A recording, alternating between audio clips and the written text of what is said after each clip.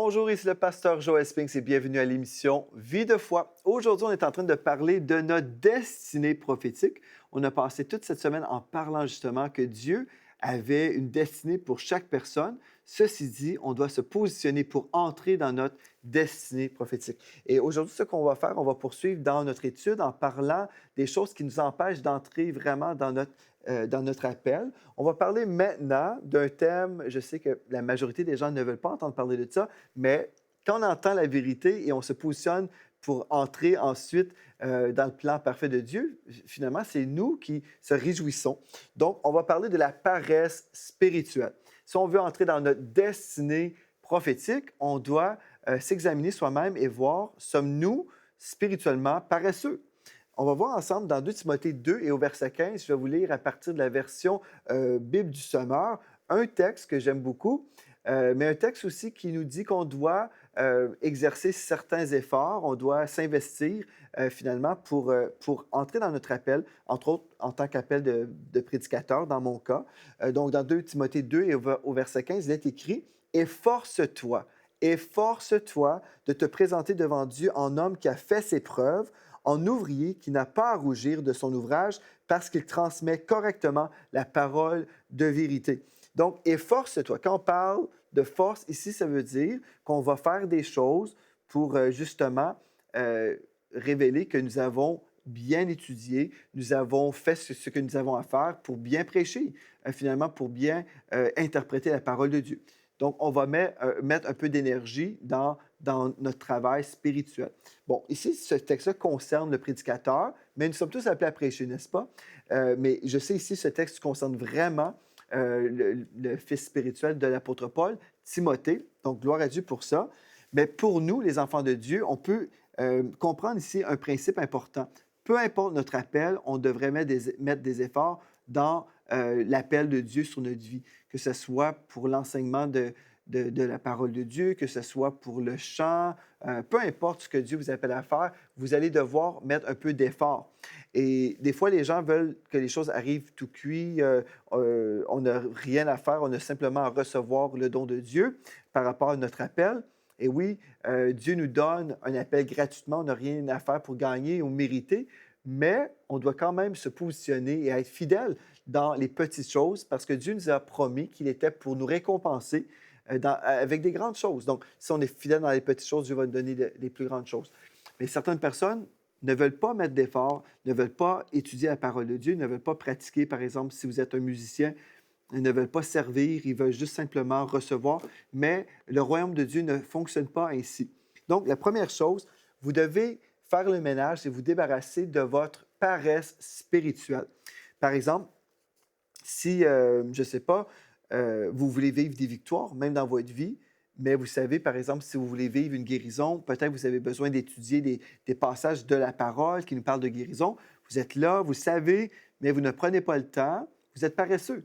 Peut-être vous avez des problèmes financiers et vous savez que vous devez établir un budget et vous devez honorer le Seigneur en remettant au Seigneur vos dîmes et vos offrandes, en faisant des aumônes aussi. Vous connaissez des choses, mais vous attendez toujours et vous ne faites rien. Bien, vous savez, on peut croire dans notre destinée, on peut croire que Dieu a des bons projets pour nous, mais si on n'est pas obéissant, si on ne fait rien, si nous demeurons passifs, c'est une chose qu'on a souvent mentionnée pendant cette série. Il y a beaucoup de chrétiens qui sont totalement passifs. Je crois une des raisons, c'est parce qu'on a souvent cru que Dieu était au contrôle de tout. Et ça, c'est faux. C'est absolument faux. Et j'ai un enseignement sur enseigne-moi.com que vous pourrez visiter qui s'appelle justement « Dieu ne contrôle pas tout ». Et ça peut vraiment déranger les gens. Les gens peuvent entendre le titre et ils peuvent être même en colère quand ils entendent ce titre-là. Mais Dieu ne contrôle pas tout parce que Dieu n'a pas créé des robots. Dieu est souverain et il est absolument tout-puissant. Absolument, nous croyons ça. Dieu est tout-puissant, mais dans sa souveraineté, Dieu a choisi de déléguer de l'autorité à l'être humain. Et nous pouvons choisir soit le bien ou le mal. Et quand les gens marchent dans le péché, quand les gens sont dans le mal, on ne peut pas attribuer ces mauvaises choses à Dieu. On ne peut pas dire, bien, Dieu est celui qui a volé cette personne, qui a égorgé telle personne. Non, Jésus est venu nous donner la vie et la vie en abondance. Mais celui qui est le voleur, celui qui vient voler, égorger et détruire, c'est Satan. Donc, Quand on dit, souvent les gens vont dire ça, les chrétiens vont dire, bien, Dieu est au contrôle. Dieu est au contrôle de ma vie si je lui donne le contrôle et si je marche en humilité et je me soumets à sa parole. Oui, Dieu est au contrôle de ma vie si je décide que Jésus est le Seigneur de ma vie. Ceci dit, si je veux marcher en rébellion contre Dieu, si je veux commettre toutes sortes de péchés, je ne peux pas dire que le résultat ou les conséquences de ces péchés sont dans le plan parfait de Dieu pour ma vie. Par exemple, des gens qui commettent l'adultère et je ne sais pas, une femme tombe enceinte, on ne peut pas dire que le résultat de tout ça était dans le plan parfait de Dieu. Si on dit ça, en fait, on est en train de faire violence aux Saintes Écritures et on est en train d'attribuer le péché à Dieu. Et ça, c'est un péché en soi. Donc, on doit faire attention. Il y a tellement de traditions qui circulent dans notre monde chrétien où on dit Dieu est au contrôle, Dieu est au contrôle. Et donc, les gens qui sont, comment dire, les gens qui sont dans notre monde, qui vont entendre un tel discours, ils vont dire, bien, coudonc, ce Dieu est terrible, ce Dieu est méchant. Dieu, si Dieu est au contrôle, pourquoi il y a des choses terribles qui se passent dans notre monde? Vous savez, on crée de la confusion. Mais si on comprend que Dieu a délégué à l'être humain une responsabilité, bien, on peut expliquer aussi que les choses horribles qui se passent dans notre monde, la guerre, le crime, les péchés qui abondent, on peut dire, non, ça, c'est le résultat de certaines décisions des hommes. Donc, les hommes ont commis des péchés et puis il y a des conséquences. Dieu n'a rien à voir là-dedans. C'est la faute de l'homme et c'est la faute du diable. OK? Donc, on veut juste voir. La paresse spirituelle va aussi, encore une fois, des fois, remettre les choses à Dieu et dire, bien, Dieu, tu es au contrôle, tu vas tout faire. Non, on a des choses à faire.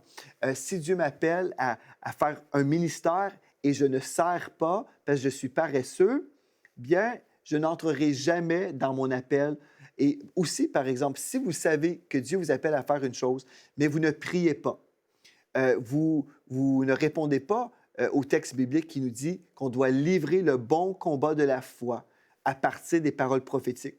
Vous avez entendu ces enseignements cette semaine. Et vous savez maintenant que vous avez une parole prophétique et vous pouvez livrer le combat à partir de cette parole-là. Mais vous ne faites rien par paresse spirituelle. Si c'est votre cas, c'est malheureux, mais vous n'entrerez possiblement jamais dans votre appel parce que vous ne priez pas. Vous attendez que les choses arrivent. Ne soyons pas passifs, mais soyons engagés dans notre destinée. Amen? Donc, la paresse spirituelle nous bloque et nous empêche d'entrer dans notre destinée. Dans le psaume 68 et au verset 28, il est écrit « Ton Dieu ordonne que tu sois puissant. » Quand on parle de puissance, on ne parle pas de paresse. Ton Dieu ordonne que tu sois puissant. Tu dois faire violence à ta chair et dire « Non, je ne serai pas paresseux, je vais me lever et je vais aller faire telle ou telle chose parce que je sais que Dieu m'appelle à faire cette chose-là. » Et vous savez, les gens qui ont réussi dans la vie, les gens qui ont réussi dans le ministère, ce sont des gens qui disent oui au Seigneur et non à la chair, qui vont dire oui au Seigneur et non à l'esprit de timidité ou à un esprit de paresse. Ils vont dire je vais me faire violence et je vais dire oui à Dieu. Amen? Donc, c'est une chose que vous voulez faire.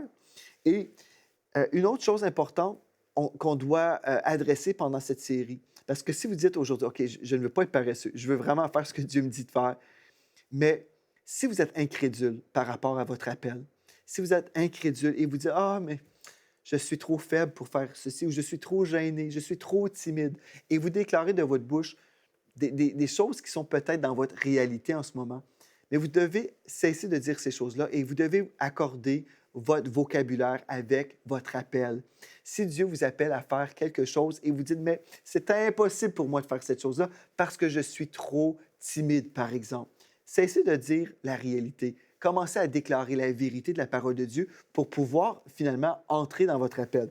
Dans 2 Timothée 1 et au verset 7, il est écrit, « Ce n'est pas un esprit de timidité que Dieu nous a donné, mais un esprit de force, d'amour et de sagesse. » Remarquez, un esprit de force, d'amour et de sagesse.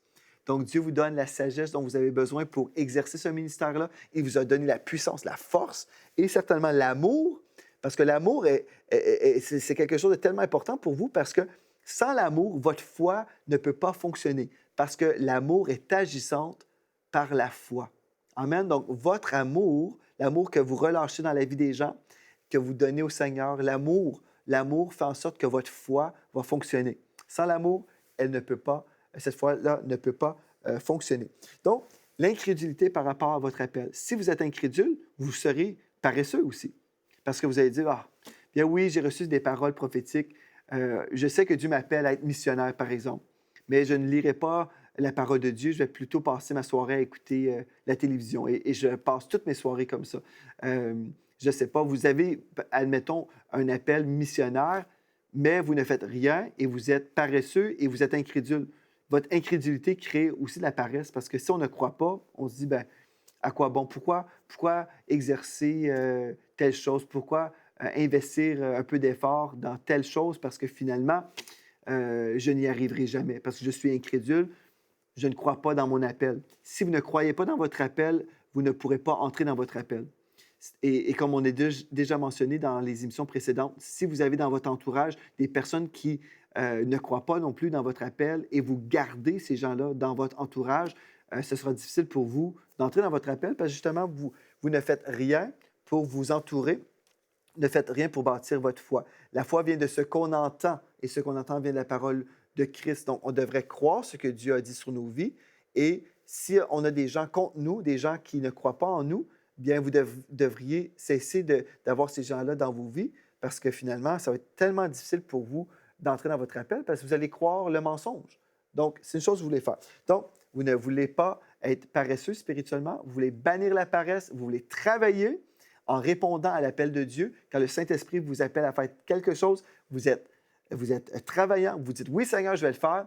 Et même si votre chair vous dit « Ah, mais c'est trop pour toi », dites « Ah, je puis tout par celui qui me fortifie, je vais croire dans mon appel parce que je ne regarderai pas à moi-même, mais je vais regarder au Seigneur qui me rend puissant. » Amen. La puissance que je reçois ne vient pas de moi, elle vient de Dieu. Cette puissance me vient de Dieu. Quand je suis faible, c'est alors que je suis fort. Pourquoi? Parce que c'est la puissance de Dieu que je reçois. Mais si je regarde à moi-même, c'est certain, je peux me décourager. Je peux dire, ah, c'est impossible. Et dans mon cas, je me souviens quand le Seigneur m'avait donné des paroles très précises, me disant, voici ton appel, voici ce que je t'appelle à faire. Et je pouvais dire au Seigneur, mais Seigneur, c'est tellement impossible pour moi. Cette chose-là est tellement grande, je ne peux pas rien faire, je ne peux pas faire en sorte que cette chose-là arrive. Et c'est merveilleux, parce que quand notre vision nous dépasse, quand c'est trop grand, c'est merveilleux, parce que ceci veut dire que c'est Dieu qui doit intervenir pour que je puisse vivre le miracle. Vous comprenez? Si je peux dire, bien, OK, je vais le faire, bien, je peux me glorifier.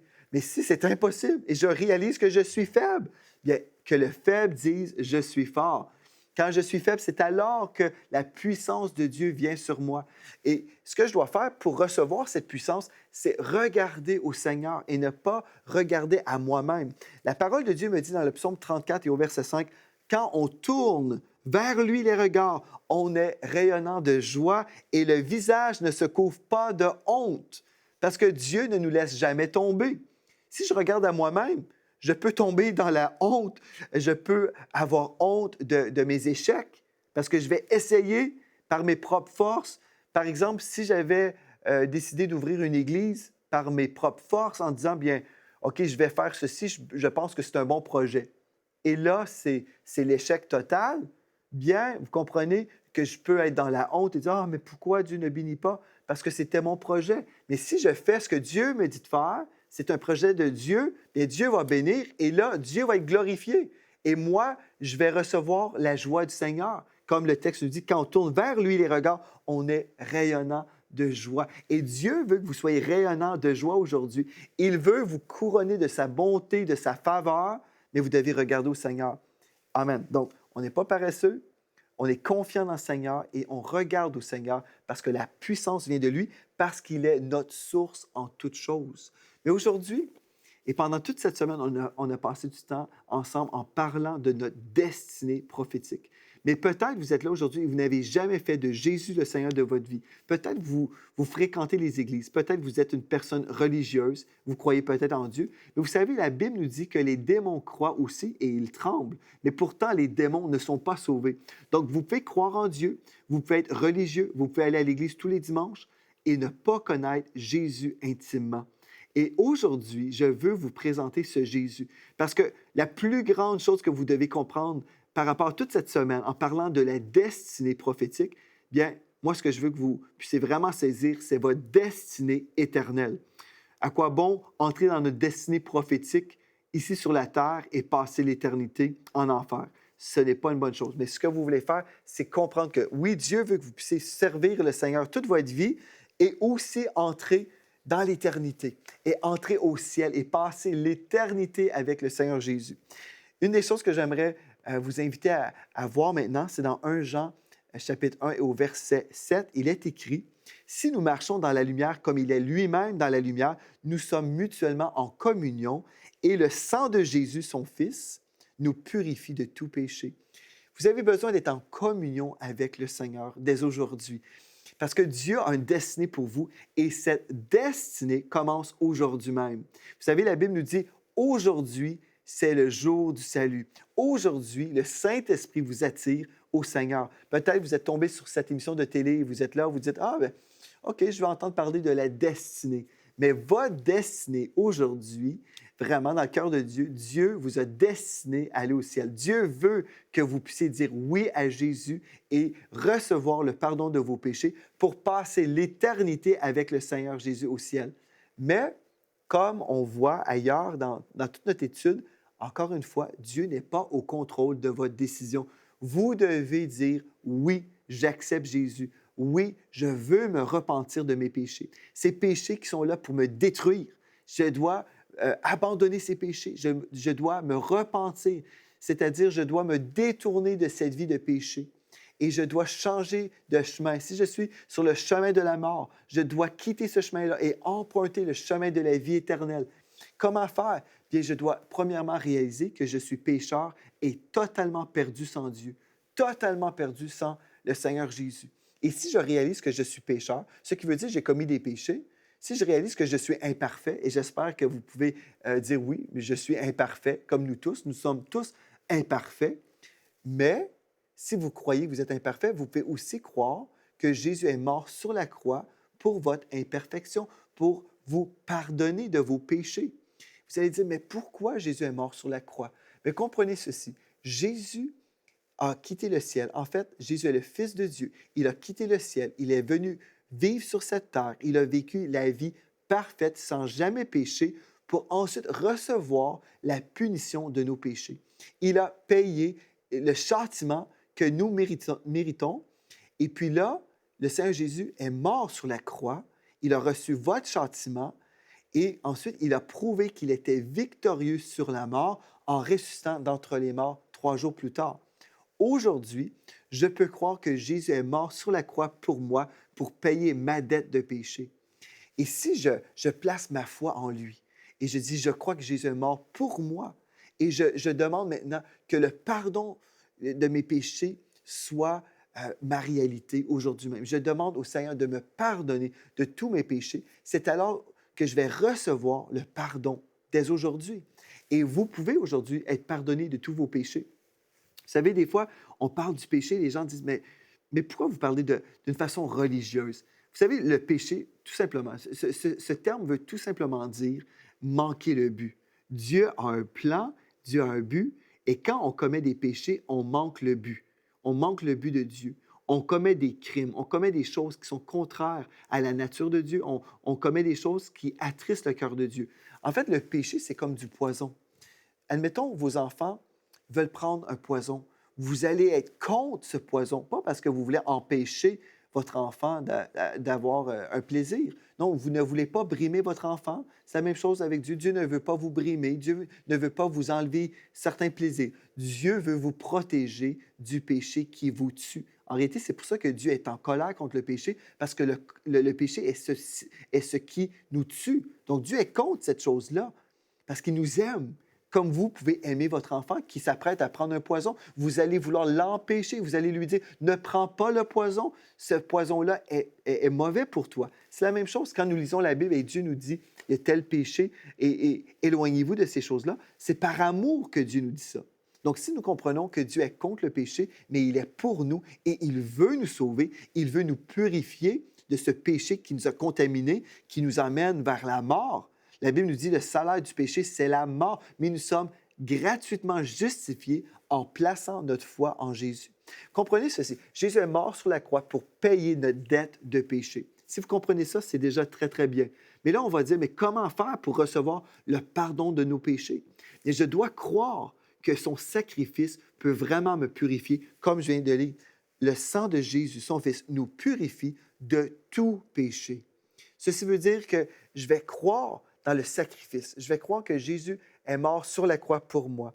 Et sa délivrance, maintenant, me donne la vie éternelle. Cette délivrance, le pardon de mes péchés, m'accorde l'entrée au ciel. Je peux entrer au ciel grâce au sacrifice de Jésus à la croix.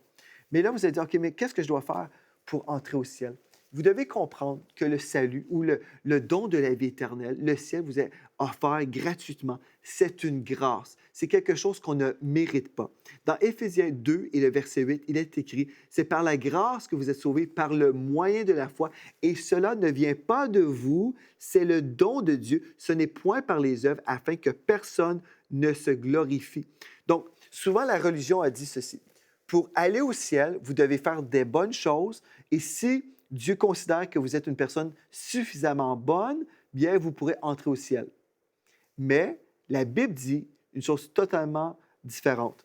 La Bible nous dit que nous sommes tous mauvais et nous sommes tous imparfaits, nous sommes tous pécheurs et nous ne pouvons pas entrer au ciel en étant une bonne personne parce qu'il n'y a personne qui a fait suffisamment de bonnes choses. Comprenez ceci, nous sommes tous tachés, nous avons tous cette tâche du péché sur nous et nous sommes tous imparfaits. Et pour aller au ciel, nous devons tous être parfaits.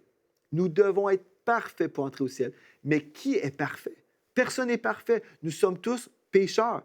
Donc, c'est pour cette raison que Dieu a envoyé son Fils Jésus pour venir sur la terre, pour payer notre dette de péché. Quand je place ma foi en lui, c'est alors que je peux être parfaitement pardonné. Donc, ceux qui sont au ciel aujourd'hui et ceux qui iront au ciel, ce ne sont pas les gens qui sont meilleurs que les autres personnes.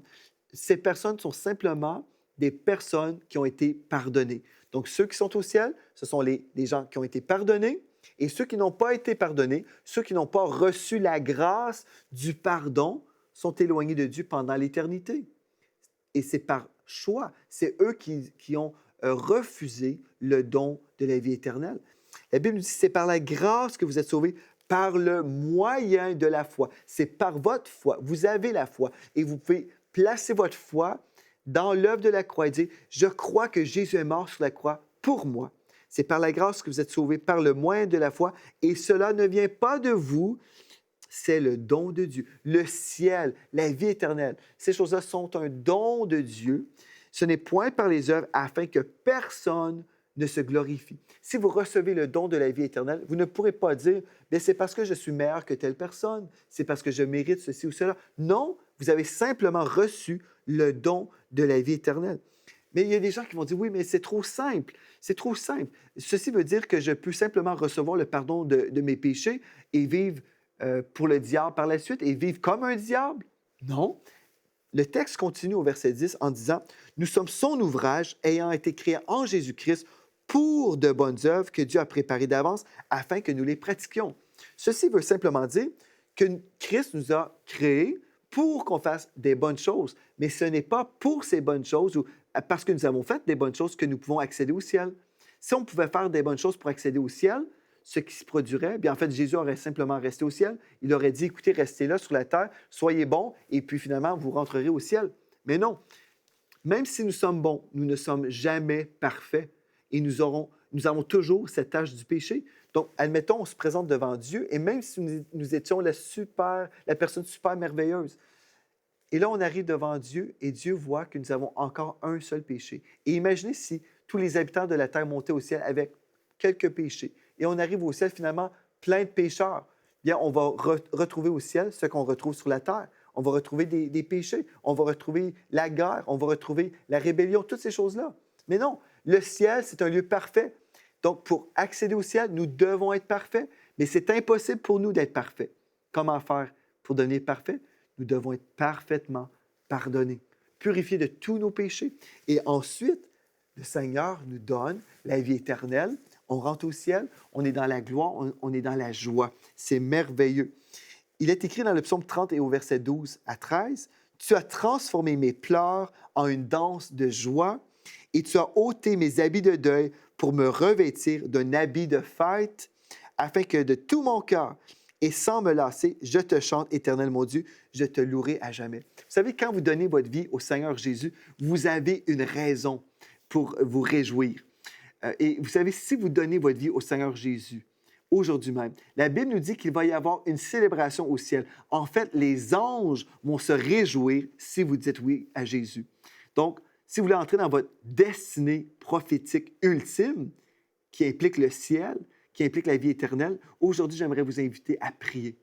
Vous avez simplement à prier de votre cœur. Si ce n'est pas une formule magique, c'est une prière qui vient du cœur. Si vous voulez aujourd'hui être pardonné de tous vos péchés et vous voulez vous assurer d'aller au ciel pendant l'éternité, vous avez simplement besoin de confesser de votre bouche le Seigneur Jésus et croire dans votre cœur que Dieu l'a ressuscité d'entre les morts et vous serez justifié, vous serez pardonné, vous pourrez entrer au ciel. Et ensuite, vous allez faire des bonnes œuvres. Oui, vous pouvez vous joindre à une église locale et suivre également la formation du disciple victorieux pour devenir un disciple vraiment victorieux et établi dans la parole de Dieu.